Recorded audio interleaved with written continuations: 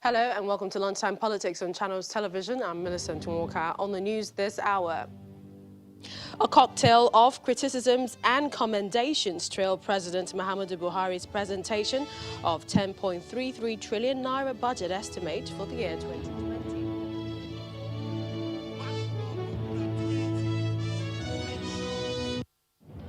Federal government discloses plans for development of human capital as part of its strategy of lifting 10 million Nigerians out of poverty.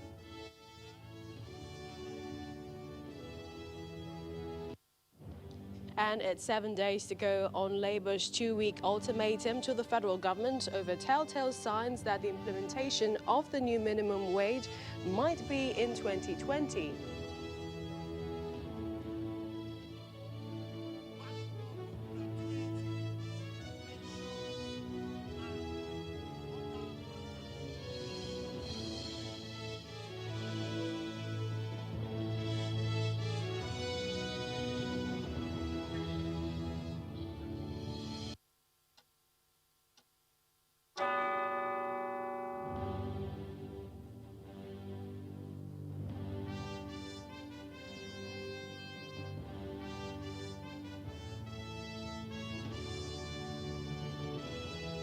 Welcome everyone to the program. Now we begin with the federal government presenting a 10.33 trillion naira budget to a joint session of the National Assembly. The president described the appropriation bill as a budget of fiscal consolidation to strengthen the nation's macroeconomy. He promised to send a finance bill to the National Assembly, which proposes an increase in value-added tax from 5% to 7.5%. Our correspondent Linda Kigwe reports. At exactly 1:58 p.m., President Buhari and his entourage walk into a tightly filled House of Representatives chamber.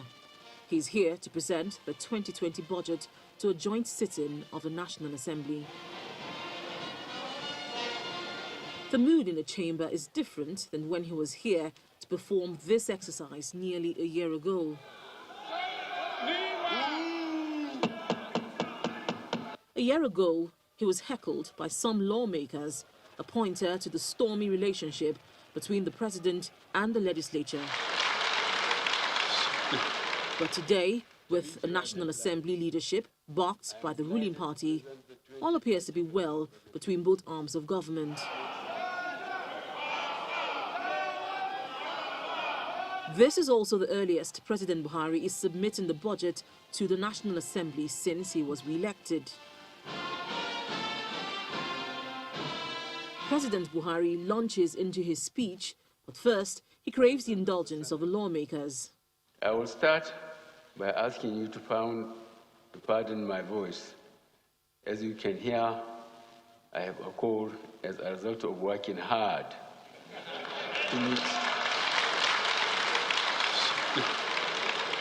to meet your deadline. He gives a summary of the performance of the 2019 budget, noting the underperformance of revenue projections in the oil and non-oil sectors. Oil revenues were below target by 49% as at June 2019. The receipts from value-added tax were below expectation due to lower levels of activities in certain economic sectors in the aftermath of national elections. President Buhari explains that the 2020 budget is designed to be a budget of fiscal consolidation to strengthen the country's macroeconomic environment. It proposes an oil benchmark price of $57 per barrel, an exchange rate of 305 naira to a dollar, and a daily oil production estimate of 2.18 million barrels per day. Aggregate expenditure of 10.33 trillion, debt service of 2.45 trillion, non-debt recurrent expenditure 4.88 trillion, and capital expenditure at 2.46 trillion naira.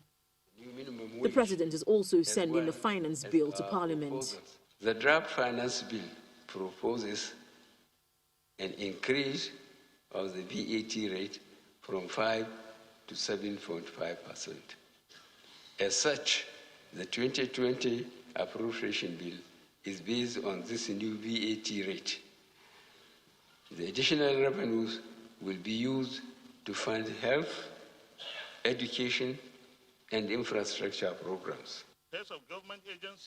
In his speech, the Senate President promises that the 2020 budget will be passed by the end of 2019, while the Speaker of the House of Representatives pledges to collaborate with the executive. It is therefore necessary that the present cycle is changed to a January to December cycle. In this regard, the National Assembly and the executive must work together to ensure the realization of this very important objective. We will hold ourselves in the legislature and others to the highest standards of probity, because to fall short of excellence would be to betray the calling of leadership to which we have all answered. The President and the National Assembly have repeatedly promised that a quick passage of the 2020 budget is a key goal they intend to meet. But beyond a prompt passage, of greater importance is the execution of the budget to improve the lives of Nigerians. Linda Hibi, Channels Television News. So with the presentation of the 2020 budget to the National Assembly, the National Assembly is expected to roll up its sleeves and complement the effort of the executive, the federal government, in returning the budget cycle to the regular calendar, January-December. Now, the National Assembly has also announced first week of December as the expected time for the passage of the 2020 budget. The Assembly has given the ministries, the MDAs, 3 weeks for their budget defense. Let's take a look at some of the scheduled activities for the passage on your screen. 10th to 11th of October, there will be a debate on general principles. 21st to the 22nd October, public hearing. 30th October to 5th of October, submission and defense by the MDAs. Also, 5th of November is the deadline for submission and defense as well. There will be a collation and harmonization of reports between the 6th and 27th of November. A collation, that's a presentation of a final report now to the National Assembly to take place on the 28th of November, and leaving the expected date for passage first week of December. So it appears that there is quite a lot to do between now and December. But for more perspective on the proposed 10.33 trillion naira 2020 budget estimate, we have a guest who joins us from our Abuja studios, Dr. Emeka Okengu, an economist. Thank you for joining us. And here in Lagos, Mr. Damilola Ogundigbe, a media and communications lead of the Budgit, joins us here in Lagos. Welcome. Thank you. Thank you for having me. All right, let's start with our guest in Abuja. And my first question is, what does it tell you Nigerians should prepare for in the 2020 budget? Removal of subsidy, more tariffs, more jobs, more indebtedness, what? Well, first, let me commend the executive, let me commend the National Assembly for both the timely submission and, you know, the timetable that I've rolled out, to what extent they want to be able to deal with the budget, and it's quite speedy. But having said that, it's also important for us to all recognize that a budget, this is not an appropriation act, it is a bill, and it's still going to be worked on by the National Assembly. Let us also not forget that when they were discussing the MTEF fiscal strategy paper, they also made some adjustments, you know, moving the budget figure from about 700 billion. These are all the things that are going to come into play, you know, when they are going to be rolling out all the defenses. But in all, I think it's a good budget for 3 reasons for me. One, for the fact that the president says, I'm not going to be embarking on any new capital projects, I'm going to be consolidating on existing ones, is a yes for me. 2, for the fact that he's now, you know, is looking as if he's about to protect, you know, small scale, you know, micro enterprises by, you know, protecting them, you know, against, you know, the VAT increase. I think that is also okay. But having also said all this, I also have a little bit of a worry. Worry in the sense that if you look at the revenue streams from the last year budget, and then look at the revenue projections of about 8 trillion, and then look at what the markups or where the revenue sources are going to be coming from, that might be a little bit of a worry. Yes, you mentioned also subsidy removal. How is this going to be affecting, the economy, because the moment you remove that subsidy, it's going to be creating a lot of storm, take it or leave it in the economic sphere. And if you're talking about VAT again, and you're looking at companies that are now making turnovers of over 25 million, you would need to do a lot of social sector support. And this is where we must be able to now look at infrastructure. It is not enough to talk about infrastructure. We must talk about the infrastructure that can be able to now support these industries to grow. And this is where you must be able to make a delineation between what you call your social infrastructure and what you call your critical infrastructure. Again, the president had mentioned that we were going to be looking for homegrown solutions to the problems of Nigeria. And in this state, I would have thought that a lot of push would have been towards science and technology, where we now can actually now start applying our homemade technologies, our homegrown, programs to be able to now, support what it is we're going to be doing. For education too, yes, for those areas that are over 100 billion, universal basic education, came in. With I think about 100 and something billion, 112 billion or something. But it is not enough for us to talk about universal basic education. We must be talking about developing the skill sets. Okay, Dr. Okengo, let's invite our guest here in Lagos, Mr. Gudikpe. I mean, over again, there's been the call, race against time and make structural changes. Does this budget, the 2020 budget, reflect that shift? When you look at, the parameters, the spending allocations, all of that? Well, like the colleague said, it's important to appreciate the government or to recognize that they are taking a positive step in trying to return the country back to the January to December budget cycle. That is very commendable. And when you look at the budget holistically, not much has changed in terms of what the projected revenue is vis-a-vis, what actual revenue is. When you look at, when you compare 2017, 2018, you usually see a vast disparity between what the projected revenue and what the actual revenue actually is. And this is a point of concern for me personally. We have to come to what I call budget realism. We have to be realistic about, our budget.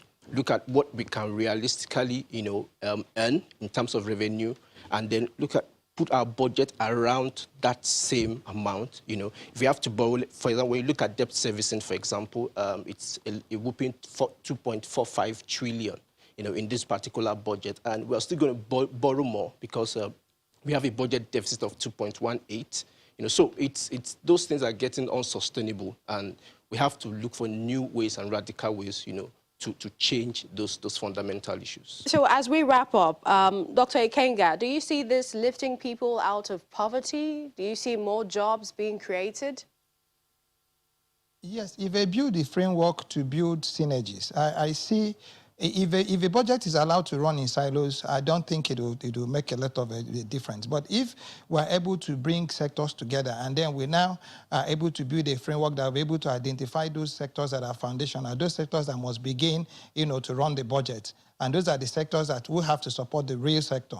Okay? If we're able to do that, and then we have what you call a common shared expenditure model for all the ministries, departments, and agencies that will now support real sector growth. I see that happening. But if we're going to be spending and everybody is bidding at the same time, the man on the roof is putting the roof, while the man at the foundation level is digging the foundation, I do not see a lot of that, happening. So for me, if what needs to happen is our government must be able to develop, a proper synergy, a framework that now ties every sector together, and I think then we have a budget that can be able to make that difference that all of us are looking for. Mr. Gudikpe, the revenue drive of the government, are they within acceptable, manageable levels? Of course not.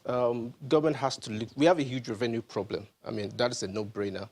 And government has to find new ways, of earning more money.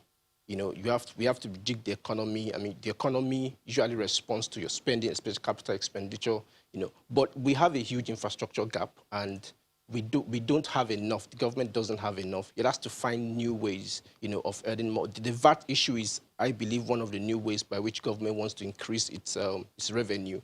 But we have to have a tax overhaul beyond. This is a short-term measure. It's a small percentage of Nigerians actually pay tax, and then you want to tax them more. but it is more important that we do a tax overhaul, bring more people into the tax net, and simplify the process itself. Let it take away the cumbersome, take away the bottlenecks, take away the obstruction, and by so doing, energize the private sector. Let people, let us create jobs, let us create business-friendly environment and all that, and then government can now talk about making more money. Thank you so much, Mr. Damilola Ogundipe and welcome. Dr. Emeka Okengwu for joining us at this time. Thank you. We'll take a break. When we return, is there hope for workers in the 2020 budget? We examine the renewed call from the organised labour for the immediate implementation of the new national minimum wage. That's in a moment.